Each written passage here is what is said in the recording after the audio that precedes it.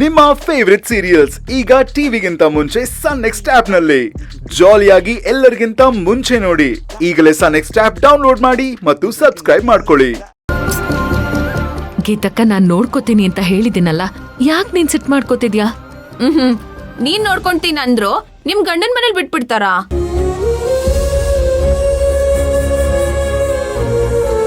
ಹೆಂಡತಿ ದುಡಿತಾಳೆ ಅಂದ್ರೆ ಗಂಡಂಗ ಸಂಬಳದ ಮೇಲೆ ಒಂದ್ ಕಣ್ ಇದ್ದೇ ಇರುತ್ತೆ. ಗೀತಕ್ಕ, ವಿಕ್ರಾಂತ್ ಅವರು ಅಷ್ಟು ಚೀಪ್ ಮೆಂಟಾಲಿಟಿ ಅವರಲ್ಲ. ನಾನ್ ಮನೆಗ್ ದುಡ್ಡು ಕೊಡ್ತೀನಿ ಅಂತಂದ್ರೆ ಅವ್ರೇನು ಮಾತಾಡಲ್ಲ.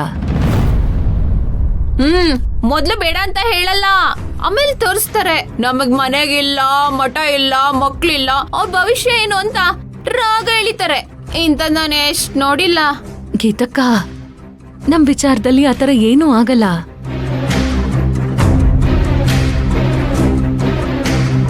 ಇಷ್ಟು ದಿವ್ಸ ನಾನ್ ಹೇಗೆ ಮನೆ ನಡ್ಸ್ಕೊಂಡ್ ಹೋಗ್ತಿದ್ನೋ, ಮದ್ವೆ ಆದ್ಮೇಲೂ ನಾನು ಹಾಗೆ ನಡ್ಸ್ಕೊಂಡ್ ಹೋಗ್ತೀನಿ, ಸರಿನಾ? ಅಯ್ಯೋ, ಹಾಗಂತ ನೀನು ಬಾಂಡ್ ಪೇಪರ್ ಮೇಲೆ ಬರ್ಕೊಟ್ರು ಕೂಡ ನಾನ್ ನಂಬೋದು ಇಲ್ಲ, ಅದನ್ನ ಒಪ್ಕೊಳೋದು ಇಲ್ಲ. ಗೀತಾ ತಿನ್ರಿ. ಗೀತಾ ಗೀತಾ ಗೀತಾ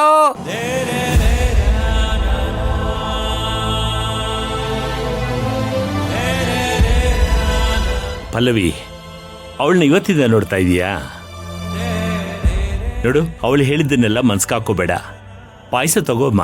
ಗೀತಕ್ಕಂದೇನೂ ತಪ್ಪಿಲ್ಲ, ಅವಳಿಗೆ ಸ್ವಲ್ಪ ಇನ್ಸೆಕ್ಯೂರಿಟಿ ಅಷ್ಟೇ. ಮದ್ವೆ ಆದ್ಮೇಲೆ ಹೇಗೋ ಏನೋ ಅಂತ ಚೆನ್ನಾಗಿರ್ಬೇಕು ಅನ್ನೋ ಆಸೆ ಅವಳಿಗೂ ಇದೆ ಅಲ್ಲ. ಹಾಗಂತ ಇನ್ನೊಬ್ರು ಜೀವನನ ಹಾಳು ಮಾಡಕ್ಕಾಗತ್ತಾ? ಅತ್ತೆ, ಗೀತಕ್ಕ ನೀವ್ ಅನ್ಕೊಂಡಷ್ಟು ಕೆಟ್ಟವಳಲ್ಲ. ಏನೋ ಕೋಪದಲ್ಲಿ ಮಾತಾಡ್ತಿದ್ದಾಳೆ, ಸರಿ ಹೋಗ್ತಾಳ್ ಬಿಡಿ.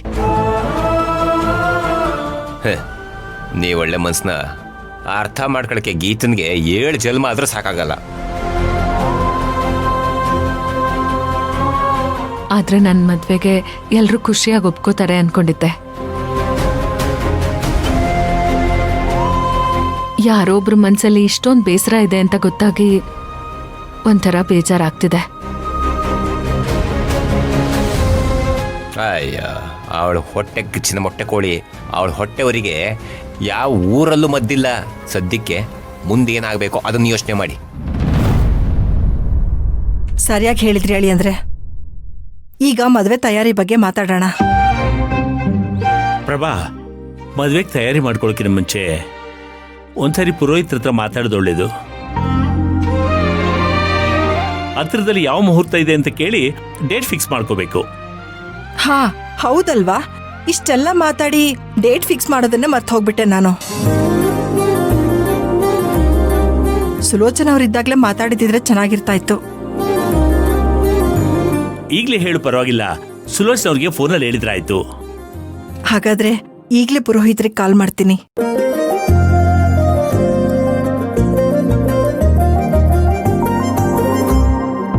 ನೀನ್ ಎಲ್ಲ ಗುಟ್ಟು ತಗೊಂಡೋಗಿ ಪಲ್ಲವಿ ಮುಂದೆ ಇಡ್ತೀನಿ.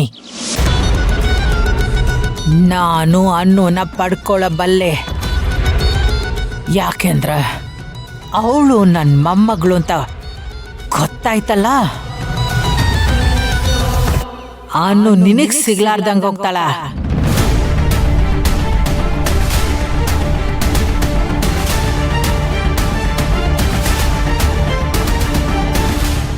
ಹೇಳ, ನಿನಗೊಪ್ಪಿಗೆ ಆಯ್ತೇನು?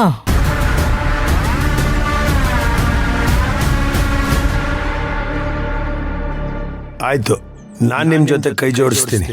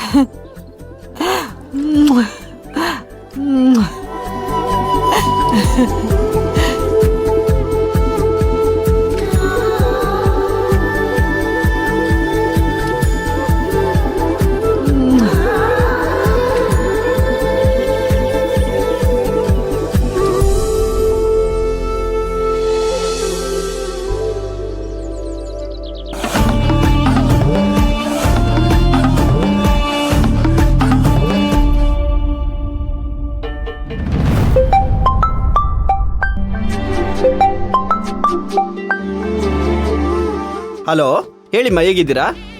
ಏನೋ ದೇವ್ರ ದಯೆ, ನೀವು ಮಾಡಿದ ಪೂಜಾ ಫಲ, ನಾವೆಲ್ಲರೂ ಚೆನ್ನಾಗಿದ್ದೀವಿ. ನಿಮ್ಗೊಂದು ಶುಭ ಸುದ್ದಿ ಪುರೋಹಿತ್ರೆ. ಏನಮ್ಮ ಅಂತ ಶುಭ ಸುದ್ದಿ?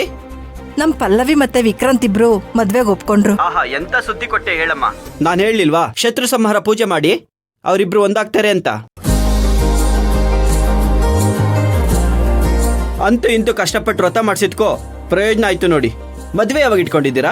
ಅದಕ್ಕೆ ಫೋನ್ ಮಾಡ್ದೆ ಪುರೋಹಿತ್ರೆ, ಪಂಚಾಂಗ ನೋಡಿ ಒಂದ್ ಒಳ್ಳೆ ಮುಹೂರ್ತನ ಫಿಕ್ಸ್ ಮಾಡ್ಕೊಡಿ ಅಂತ. ಅಷ್ಟೇ ತಾನೇ? ಸರಿಮ್ಮ, ಬರ್ತೀನಿ.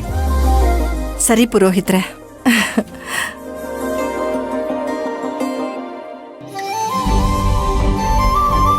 ಅಜ್ಜಿ, ನಾನು ನಿಮ್ ತರ ಆಗ್ಬೇಕು.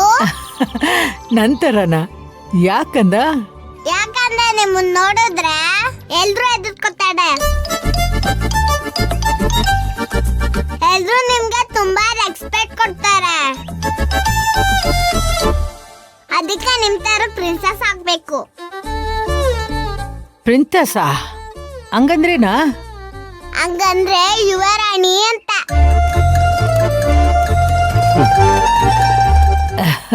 ಆಯ್ತು ಬಿಡು, ಯುವರಾಣಿ ಯಾಕೆ, ಮಹಾರಾಣಿನೇ ಆಗೋಣ ಬಿಡು.